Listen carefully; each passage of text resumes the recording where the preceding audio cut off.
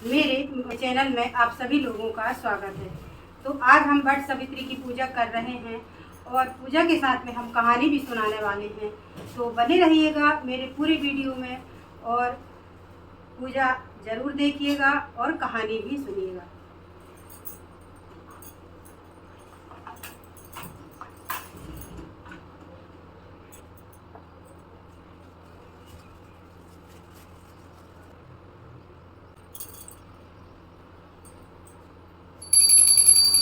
जय सावित्री माता।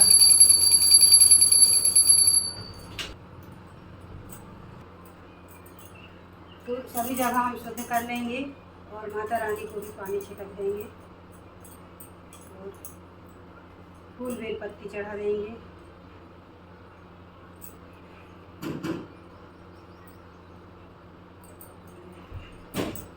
और श्रृंगार का सामान हमने चढ़ा दिया था और माता रानी की हम अष्ट बना के भी रख दिए थे पहले से। तो माता रानी का अष्ट बना दिए हैं और ये चना भिगोए थे तो हम चना भी चढ़ा देंगे।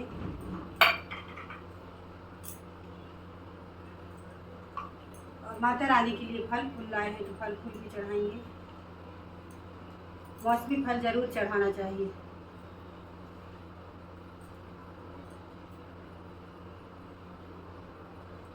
तो श्रृंगार को भी पैकेट से निकाल कर चढ़ाएंगे और वट सावित्री में भी हम चढ़ा देंगे।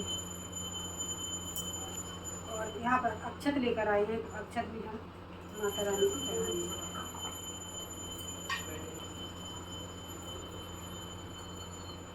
तो सिंदूर है तो सिंदूर हम माता रानी को भी लगाएंगे और यहाँ पर हम वट सावित्री को भी सिंदूर लगाएंगे और वट सावित्री से सिंदूर हम भी लगा लेंगे।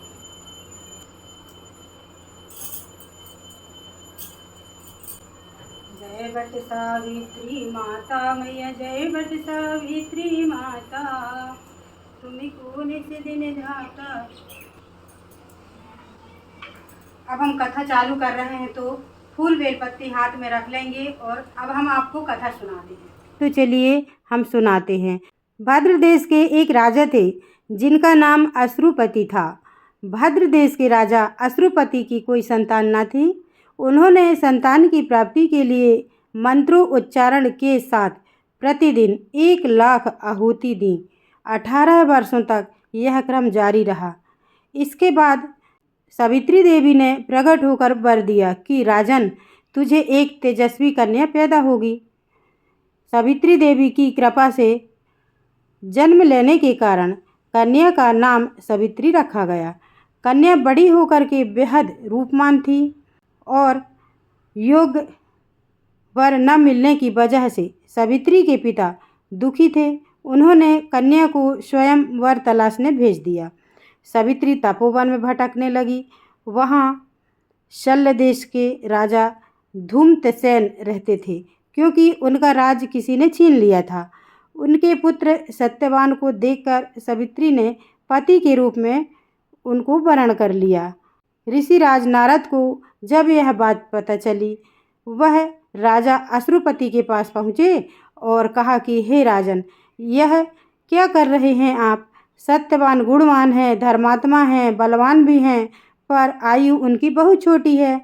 वह अल्प आयु है, सिर्फ वो 1 वर्ष जिएंगे और उनकी मृत्यु हो जाएगी। तो पिता बोलते हैं पुत्री से यानी कि सावित्री से कि तुम्हें और किसी को वर चुनना चाहिए, अपना जीवन साथी बनाना चाहिए। इस पर सावित्री ने कहा कि पिताजी, आर्य कन्याएं अपने पति का एक ही बार वरण करती हैं। राजा एक ही बार आज्ञा देता है और पंडित एक ही बार प्रतिज्ञा करते हैं और कन्यादान भी एक ही बार किया जाता है। सावित्री हट करने लगी और बोली, मैं सत्यवान से ही विवाह करूंगी। राजा अश्रुपति ने सावित्री का विवाह सत्यवान से कर दिया। सावित्री अपने ससुराल पहुंचते ही सास ससुर की सेवा करने लगी। समय बीतता चला गया। नारद मुनि ने सावित्री को पहले ही सत्यवान की मृत्यु के दिन के बारे में बता दिया था।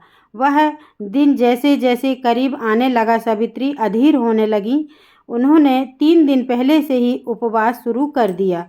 नारद मुनि द्वारा कथित निश्चित तिथि पर पितरों का पूजन किया। हर दिन की तरह सत्यवान उस दिन भी लकड़ी काटने जंगल चले गए। साथ में सावित्री भी गई। जंगल में पहुंचकर सत्यवान लकड़ी काटने के लिए एक पेड़ पर चढ़ गए। तभी उनके सिर में तेज दर्द होने लगा। दर्द से व्याकुल सत्यवान पेड़ से नीचे उतर गए। सावित्री अपना भविष्य समझ गई। सत्यवान के सिर को गोद में रखकर सावित्री सत्यवान का सिर सहलाने लगी। तभी वहाँ यमराज आते दिखे। यमराज अपने साथ सत्यवान को ले जाने लगे। सावित्री भी उनके पीछे पीछे चल पड़ी। यमराज ने सावित्री को समझाने की कोशिश की कि यही विधि का विधान है, लेकिन सावित्री नहीं मानी। सावित्री की निष्ठा और परायणता को देखकर यमराज ने सावित्री से कहा कि हे देवी, तुम धन्य हो, तुम मुझसे कोई भी वरदान मांग सकती हो। सावित्री ने कहा कि मेरे सास ससुर वनवासी और अंधे हैं, उन्हें आप दिव्य ज्योति प्रदान करें। यमराज ने कहा ऐसा ही होगा, जाओ अब लौट जाओ। लेकिन सावित्री अपने पति सत्यवान के पीछे चलती रही। यमराज ने कहा देवी, तुम वापस जाओ। सावित्री ने कहा भगवान, मुझे अपने पतिदेव के पीछे पीछे चलने में कोई परेशानी नहीं है। पति के पीछे चलना मेरा कर्तव्य है। यह सुनकर उन्होंने फिर से उसे एक और वर मांगने के लिए कहा। सावित्री बोली, हमारे ससुर का राज छिन गया है, उन्हें भी पुनः वापस दिला दें। यमराज ने सावित्री को यह वरदान भी दिया और कहा अब तुम लौट जाओ। लेकिन सावित्री पीछे पीछे चलती रही। यमराज ने सावित्री को तीसरा वरदान मांगने को कहा। इस पर सावित्री ने 100 संतानों और सौभाग्य का वर मांगा। यमराज ने इसका भी वरदान दे दिया। सावित्री ने यमराज से कहा कि प्रभु, मैं एक पतिव्रता पत्नी हूँ और आपने मुझे पुत्रवती होने का आशीर्वाद दिया है। यह सुनकर यमराज को सत्यवान के प्राण छोड़ने पड़े।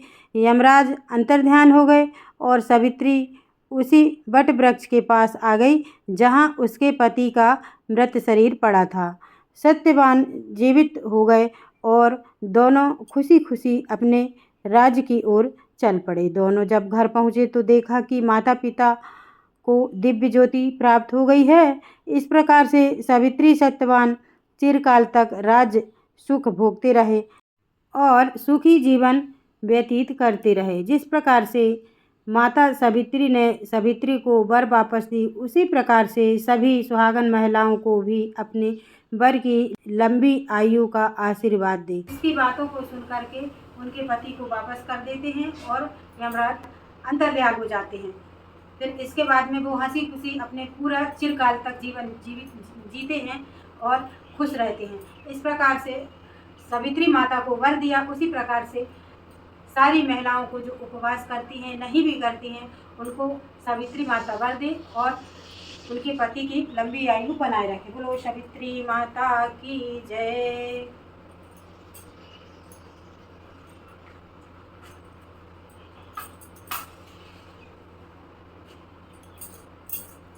जय सावित्री माता मैया, जय सावित्री माता, जय सावित्री माता मैया, जय सावित्री माता। इस प्रकार से हमारी कथा भी समाप्त होती, पूजा भी समाप्त होती है। अब हम चने के फेरे लगा लेते हैं।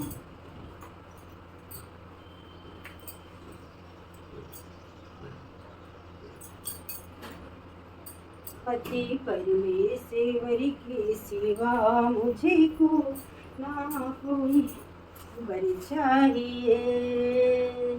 पति परमेश्वर के सिवा मुझे को ना कोई वर चाहिए।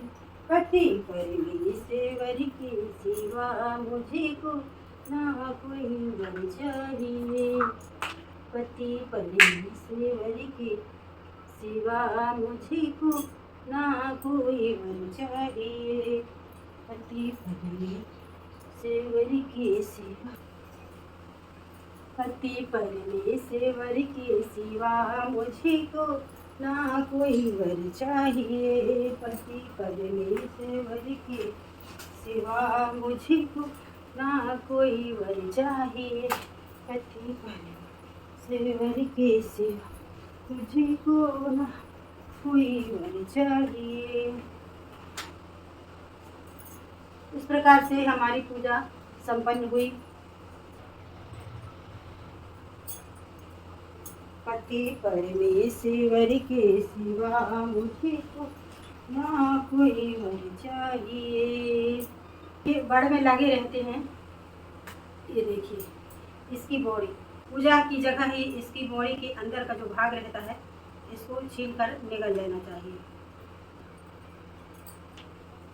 पहले हम पति को प्रसादी दे देंगे, फिर यहाँ आएंगे और फिर इसके बाद में इसको खा कर के हम पानी पी लेंगे।